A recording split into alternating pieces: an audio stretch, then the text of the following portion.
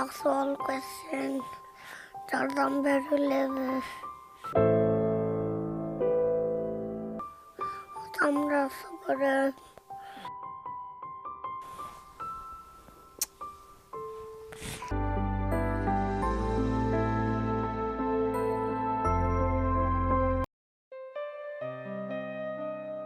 Бүгүнкү кайрымдуу бол программабыздын чыгарылышында гепатит боор оорусу менен ооруп жаткан Сагынбек Айдошев кайрымдуу бол коомдук кайрымдуулук фондуна жардам сурап кайрылган. Биздин фонд кайрылууну четке какпастан тез арада ичинде Жалал Абад облусунун Базар Коргон районуна сапар алды.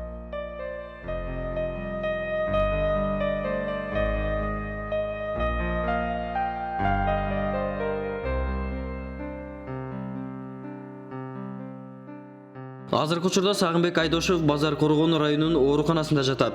Бирок докторлордун тез аранын ичинде Индияга операцияга кетиш керектигин айтууда. Кайрымдуу бол коомдук кайрымдуулук фондунун жетекчиси Азамат Байматов Сагынбек мекендешибиз менен жолугуп, ден соолугун сурады. Assalamu alaikum. Как у вас?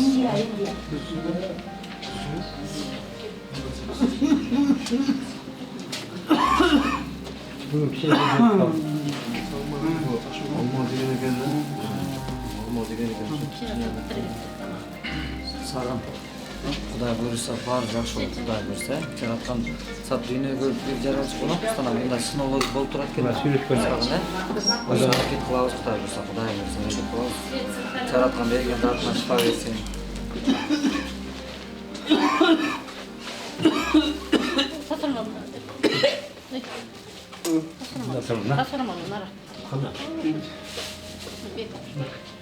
Аталган фонд жакынкы арада Индия мамлекетине иш сапар менен барып, дал ушул боор оорусун операция кылган оорукана менен келишим түзүп келген. Ал эми Сагынбек Айдошевке кайдыгер карабаган элди Азамат Байматов жардам берүүгө чакырды. Кымбаттуу кыргыз элим, ушу менин балам 32 жашта 2 балалуу ушу ооруга чалдыгып ушу силерден жардам сурайлы деп мен кайрылып атам.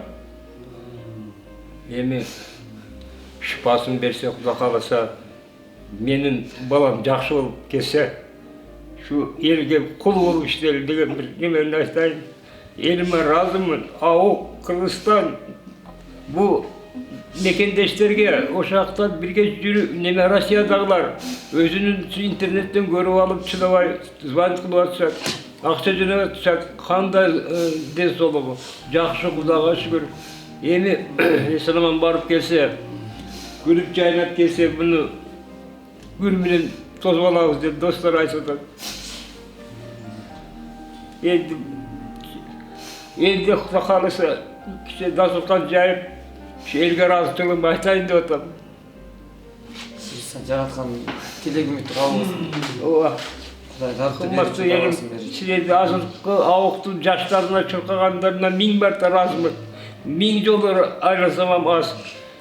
Жаштар уюму тике туруп азыр 4 күндөн бери тыным жок, уктабай, оштурга чейин барып, мечиттерге, ишканаларга кайрылып, көчөдөгүлөр дагы эшитип, көрүп туруп, сүрөтүн көрүп туруп, акчасын аябай айтат. Чоң ата буйруса бар жакшы болот. Мына бүтүндөй жумурай журт. Мен кыргызмын дегендер, баардык кыргызмын дегендер кай жактан болбосун, бир бүтүнгө айланып, бир уч кыргыз эл экенбиз. Мына бул Индия мамлекетинде 1 миллиард 380 миллион адам жашайт экен.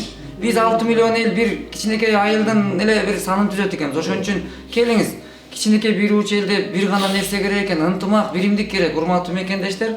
Ошон үчүн колубуздан келсе колдоо көрсөтүп, бул ушундай бир кайгынын көз жашын, кубанычтын көз жашын айландырайлы. Колубуздан келген салымыбызды кошойлу Кудай буйрса. Сөзсүз карап турбайм, чоң ата.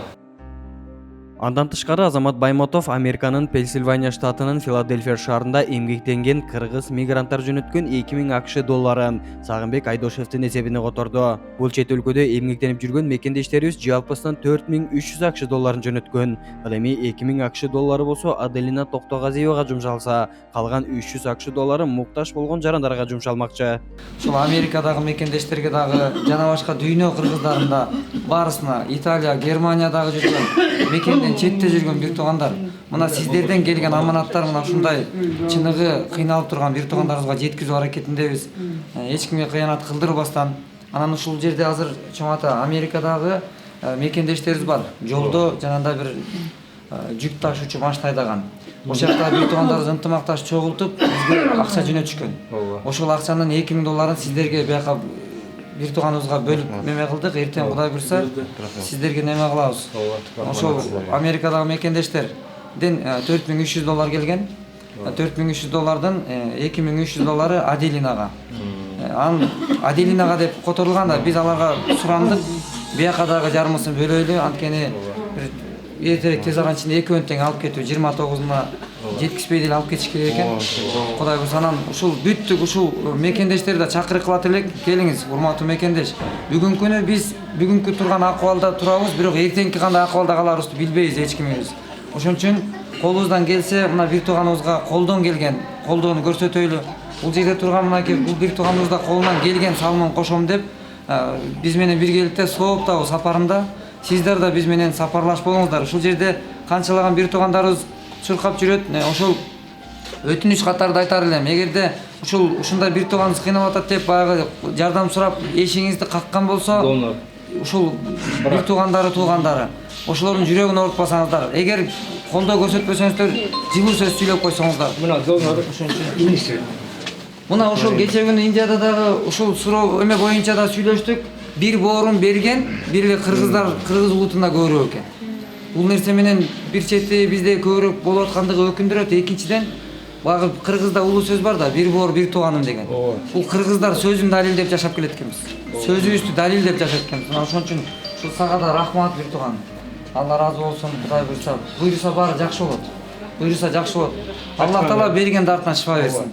Сагынбек Айдошов 1986-жылы Жалал Абад облусунун Базар Коргон районунда жарык дүйнөгө келген. Жаштайынан эле устачылык өнөрүгө шыктуу келип, азыркы учурда устачылык менен иштеп үй бүлөсүн багып келет.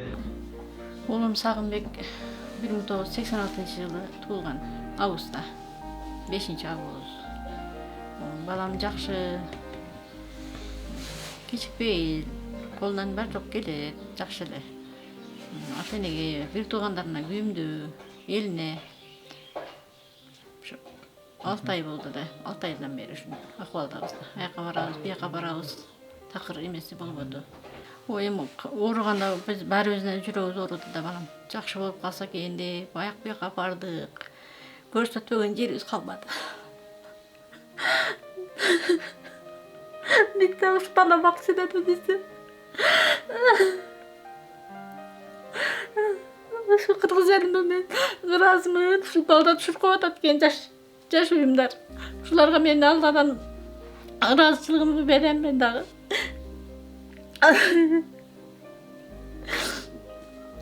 Жакшы болуп кетсин дейм.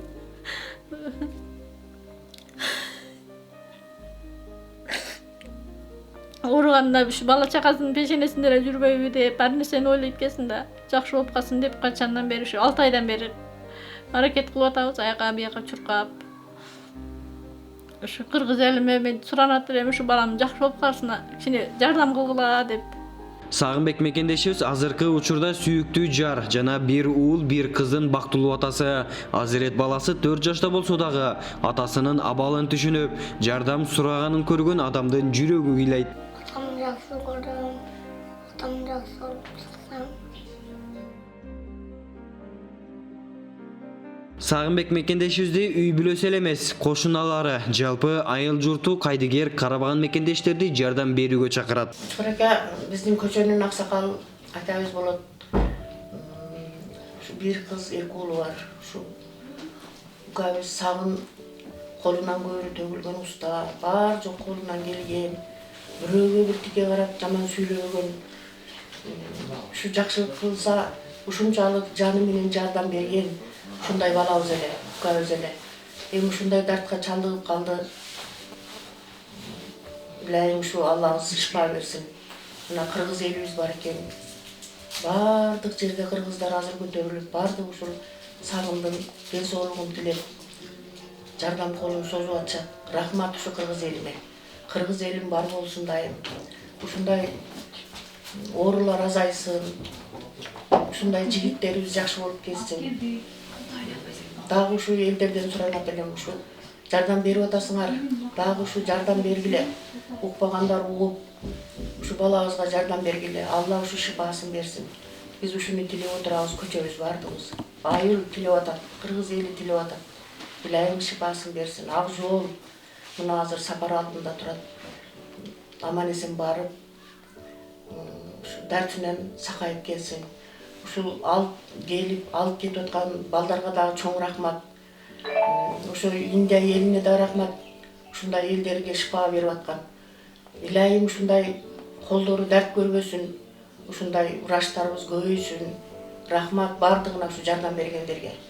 Ар бир ата-эне балам деп жашайт эмеспи? Баласы үчүн ата-энесинин жаманы болбойт, ата-энеси үчүн баласынын жаманы болбойт дегендей, Сагынбек Айдошевдин атасы көзүнүн жашын алып, балам сакайып кетсе, эли журтума кул болоюн деп жардам сурап жаткан кези. Кудайдан тилейм, ушу жакшы болуп кетсе, ушу элдин арасында жүрсө, ушу балдары менен жакшы болот эле дейм да. Мына карасаңар, мына жерде мына коло коңшулар чыгат, бириси болсо бүтүн могундап бер, бириси мына телевизорун неме кылып бер, бириси болсо немелерди оңдоп бер, сотканы оңдоп бер дейт. Ушу балам кандай десе болот?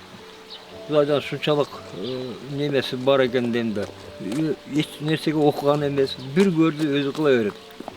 Ушу балама ушу сураныч элинен ушу жардам берсеңер, ушу балам жакшы болуп кетсе, мен миң марта ыраазымын ушу кыргыз элине, өзүмүн ушу абыгыма, тынбай ушу чуркалатып жатмын 4 күндөн бери. Эми эсен-аман ушу барып келсе, бир ушу кичинакай баласы болсо гүл менен тоз болам деп ушунчалык неме болот. Мына 7 каналда ата оорубаң, ата жакшы болуп келиң деген ушу неме менен неме болот. Эми суранып силерден эле. Şu жардам берип койсоңор, мындай акчаны менде жок. Сагынбек Айдошевди тез аран ичинде Индияга алып барып операция жасатпаса, күндөн күнгө акыбалы оорлоп баратат. Кыргыз элибиз байыртадан эле бири-бирин таштабай жардам берип келген эл болгондуктан, бул жолу дагы Сагынбек Айдошевге кайдыгер карабай жардам берет деген ой менен бүгүнкү берүүбүздү жыйынтыктайбыз. Төмөндөгү көрсөтүлгөн банк эсептери аркылуу жардам берсеңиздер болот.